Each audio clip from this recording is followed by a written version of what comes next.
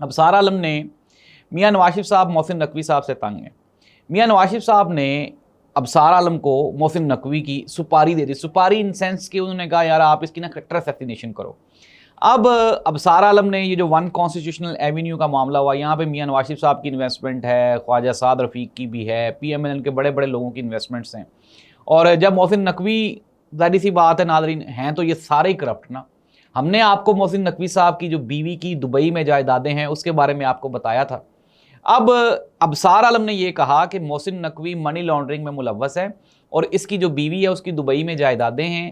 ابھی ریسنٹلی جو یہ کہہ رہا تھا کہ یہاں سے ٹرک بھر بھر کے اور جہاز بھر بھر کے نوٹوں کے باہر، ڈالرز کے باہر جا رہے ہیں، تو اس میں محسن نقوی انوالو ہے. ساتھ ہی ساتھ جو ابصار عالم ہے اس نے یہ بھی الزام لگایا کہ جو ون کانسٹیٹیوشنل ایونیو کی جو بلڈنگ ہے یہ محسن نقوی یہ چاہتا ہے کہ یہ گوہر اعجاز کو دے دی جائے، کیونکہ گوہر اعجاز محسن نقوی کا پارٹنر بھی ہے. اب ناظرین اس کے جواب میں محسن نقوی صاحب کو ریپرزینٹ کرنے کے لیے ایک اور جو صحافی ہے، نام نہاد صحافی منیب فاروق، وہ میدان میں آ گیا. اس نے کہا نہیں نہیں نہیں، محسن نقوی صاحب تو بڑے معصوم آدمی ہیں، یہ جو بلڈنگ ہے اس کے ساتھ گوہر اعجاز کا یا پھر محسن نقوی صاحب کا کوئی تعلق نہیں ہے. ایک بندہ ہے سہیل پاشا، اس کی اور گوہر اعجاز کی کچھ تصویریں اکٹھی ہیں. یہ جو سہیل پاشا ہے، یہ مین آپ یہ کہیں کہ یہ جو ون کانسٹیٹیوشنل ایونیو کا جو اصل کریکٹر ہے نا، وہ یہ سہیل پاشا ہے. تو یہ محسن نقوی صاحب سے بھی ملتا رہا ہے،